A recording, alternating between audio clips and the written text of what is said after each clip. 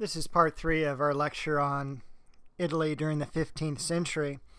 And we've taken a look already at some of the architecture and sculpture. We've taken a look at the advent of linear perspective, which by far is the most important technique to come out of this time period.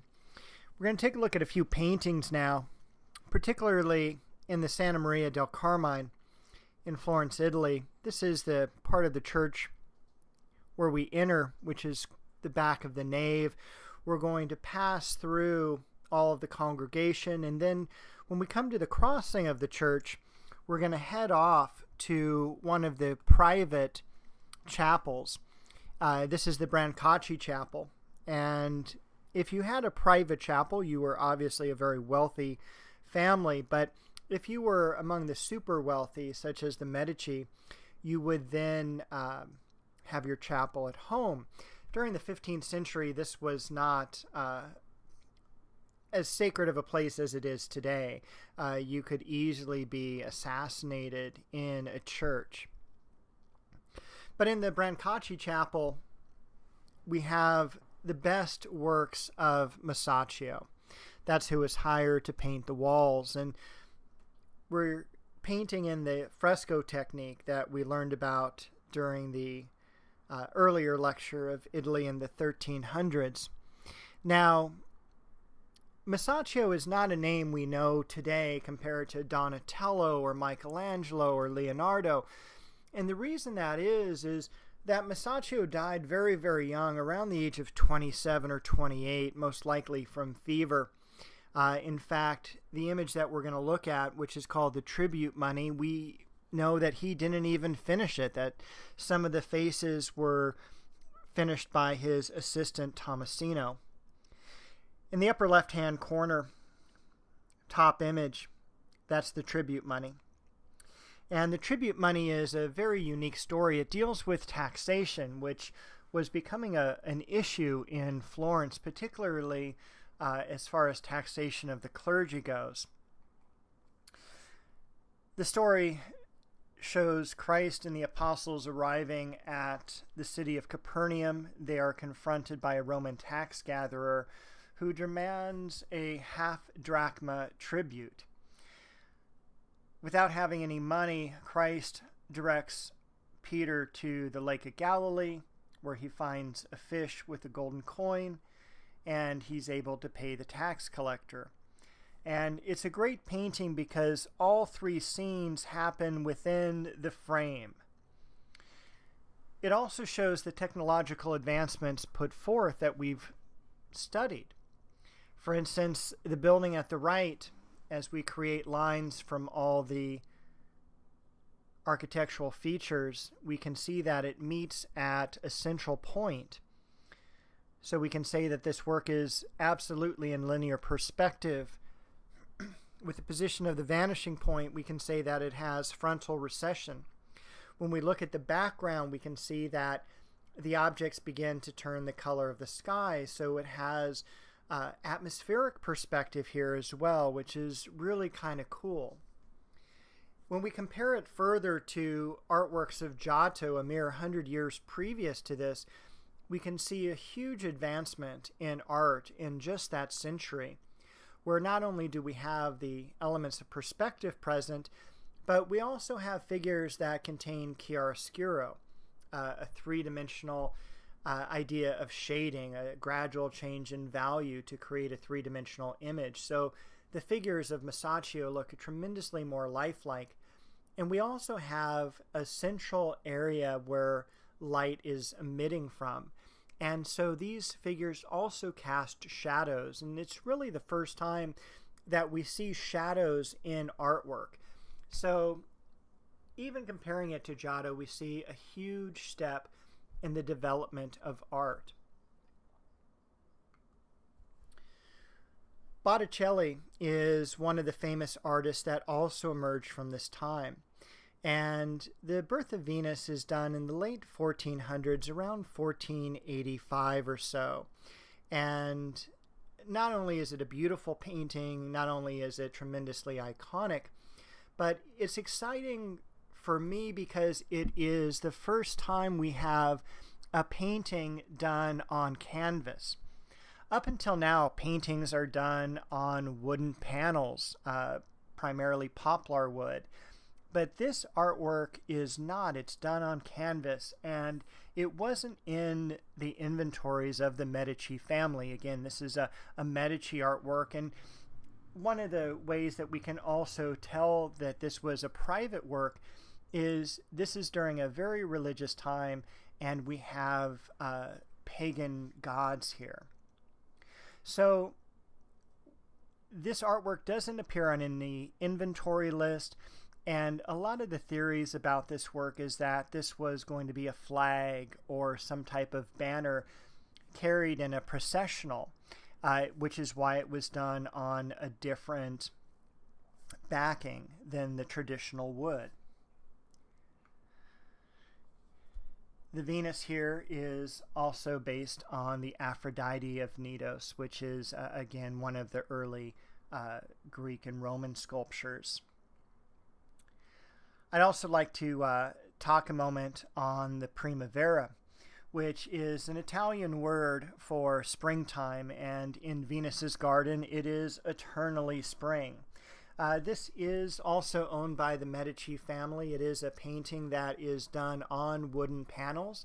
In fact, there are 7 of them attached together by strapping in the back of the artwork, and this was a wedding present for one of the Medici's sons. From left to right in this work, we have Mercury dispelling storm clouds that are trying to enter the garden. Next, we have the 3 Graces dancing around. Up above, we have Cupid firing an arrow their way. Venus in the center. Off to the far right, we've got Zephyr the wind god chasing Chloris, who will then turn into Flora. Above everything, we have citrus trees carrying fruit, and below we have 42 different flowers have been identified here along the ground, all native to the Tuscany landscape. So it's a very cool and unique painting. Botticelli stops doing these images and becomes very much a religious zealot in the latter half of his life. And from about this point on, he only paints religious works. He never paints any more of these types of pagan images. One last artist that we'll take a look at is Fra Filippo Lippi. And this is his work of the Annunciation. It's a very unique Annunciation because it takes place basically in 2 scenes. We can tell from the background as the buildings accelerate away from us that it's very much in linear perspective. The image at the right is Gabriel telling Mary she's going to bear the Christ child. And of course the lily comes from that beautiful trompe-l'oeil vase that we see at the very bottom of the artwork. In the left-hand image, we have 2 angels as well, which is very unique. We don't normally see these extra angels in an Annunciation, one looking out at us, pointing as if to direct us to the other scene, and the other angel very much concentrating on Gabriel. And I use the term trompe-l'oeil. It's just a fancy art term for visual deception. Even though we have an artwork that is very much in linear perspective, even more for spatial qualities, we have that vase that looks like it's perfectly meant to be in that space. And so because it stands out the way it is and such, we say that it is a trompe-l'oeil figure. Trompe-l'oeil just means visual deception. To recap some of the terms that we covered in this lecture, make sure you know the term quatrefoil. Again, it just refers to the shape of these images here, which were the contest pieces for the commission of the bronze doors of the baptistry of the Florence Cathedral. We had talked extensively about the Medici family and how important they were to the development of the arts, they hired these extremely important artists such as Botticelli and Donatello and Brunelleschi. They provided funds to not only create artworks for their private uses, but in the lower right-hand side, the public use of the Florence Cathedral dome. The term contrapposto dealt with sculptures that had counterbalance, a very realistic, lifelike stance where we have a weight shift. Sculpture in the round, I didn't really go over during the lecture, but sculpture in the round refers to these sculptures too. It's sculptures that are viewable from all sides. We can walk all the way around them. It's kind of like the sculpture we would really kind of look at museums that are up on pedestals. We talked about scale. Objects closer to us appear larger than those farther away. Overlapping. Objects closer cover or hide objects farther away. Vertical placement. The higher the object is in the artwork, the further away it is. Atmospheric perspective. The idea that as forms recede into the distance, their contours not only become less distinct, but the objects themselves take on the color of the atmosphere. Amplified perspective, where we take an object that is in linear perspective and we reduce or distort parts of it, but still have that illusionistic three-dimensional scene. Although it's not perfect, it's still pretty good. Linear perspective, of course, creating the horizon line, placing the vanishing point, and then making sure that all the lines go directly to, that run parallel, go directly to the vanishing point. And that's really essential and one of the most, again, important things that we cover and that are codified during the 15th century. In our next lecture, we're going to cover Italy in the 16th century, which is where we make a shift again from Florence to the city of Rome, and we have all these wonderful artists being called to Rome by Pope Julius II.